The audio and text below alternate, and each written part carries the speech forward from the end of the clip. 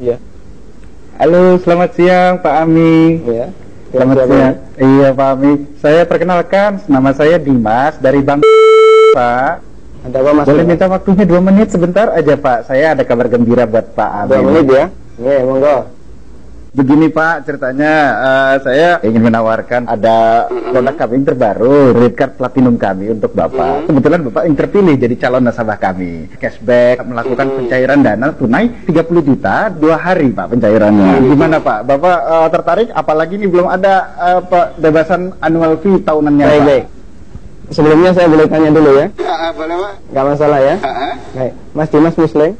Saya, iya Pak, betul Pak. Muslim ya, alhamdulillah ya. Kita sama-sama Muslim. Iya Pak. Mas Dimas pernah dengar nggak tentang riba?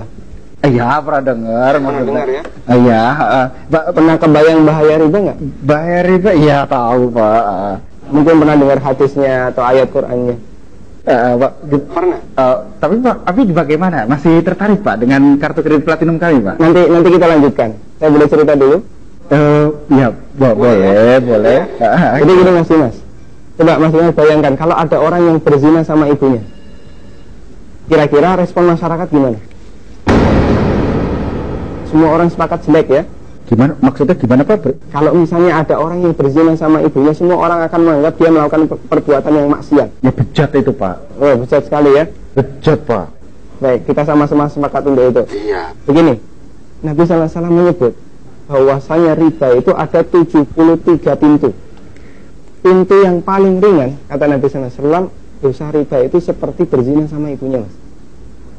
Itu nilai dosa riba yang paling ringan. Coba kalau Anda tadi tawarkan 30 juta, itu berapa nilai ribanya? Ya, tapi kan saya lanjutkan boleh? Ya, kita lanjutkan dulu ya. Iya. Saya sebutkan, ini ada beberapa fase kehidupan manusia. Orang yang makan riba semuanya mendapatkan azab dari Allah. Pertama, ketika di dunia, orang yang makan riba itu ditantang perang oleh Allah. Coba Mas bayangkan. Kata Allah Subhanahu wa taala, ya ayyuhalladzina amanu taqullaha wa dharu ma baqiya minar riba. Wahai orang yang beriman, bertakwalah kepada Allah dan tinggalkan semua bentuk riba. Fa in lam taf'alu fa'dzanu biharbi minallahi wa rasulih. Kalau kamu masih ngeyel, nggak mau meninggalkan riba, umumkan perang dengan Allah dan Rasulnya. Coba, kalau kita ditantang perang oleh Allah dan Rasulnya, kira-kira ada nggak peluang untuk menang? Nggak ada ya? Ampun Pak. Ini yang pertama. Yang kedua, orang yang mati dalam kondisi membawa dosa riba, makan riba, nanti dia akan dihukum di kuburan dalam bentuk berenang di sungai darah. Masya Allah, berenang di sungai darah. Kata Nabi SAW, beliau pernah menceritakan mimpinya, dan mimpi beliau itu wahyu.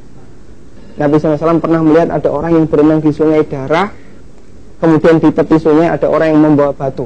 Setiap orang ini berenang menepi, dilempari batu ke mulutnya, kemudian balik ke tengah. Ini yang kedua.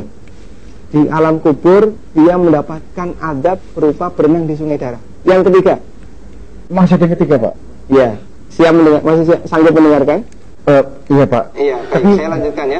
Iya Pak. Yang ketiga, ketika orang ini dibangkitkan oleh Allah dari alam kubur, dia dibangkitkan dalam kondisi sempoyongan Mas.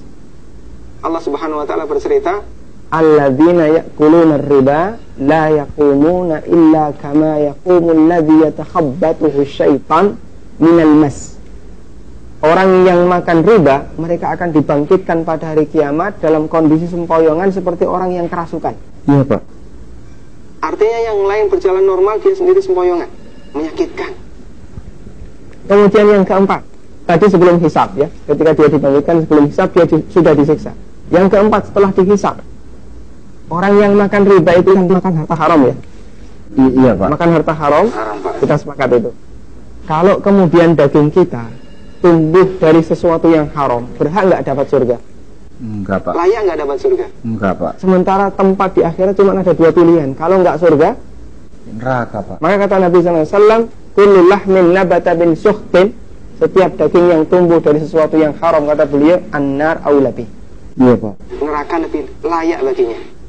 Coba Mas Dimas bisa perhatikan, dalam 4 fase kehidupan orang yang makan riba itu semuanya sengsara.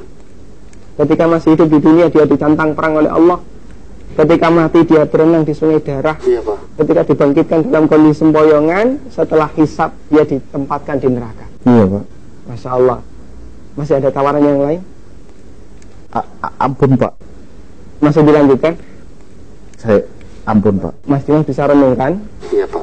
beberapa poin yang tadi saya sampaikan. Iya, Pak. Nanti kalau misalnya ada sesuatu yang belum jelas, tidak masalah, hubungi saya lagi. Iya, Pak. Kita akan lanjutkan diskusi tentang riba. Iya, Pak. Bisa? Bisa, Pak. Ya, terima kasih ya. Assalamualaikum. Waalaikumsalam.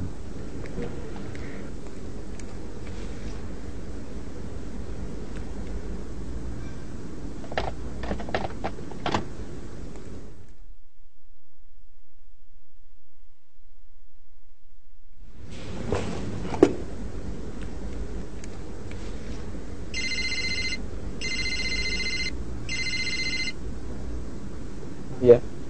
Halo, assalamualaikum, Pak. Waalaikumsalam warahmatullahi. Saya Dimas nih yang tadi, Pak. Iya, Mas Dimas. Iya. Gimana nih Mas Dimas? Ada tawaran apa lagi nih? Ada lowongan kerjaan nggak ya, Pak ya?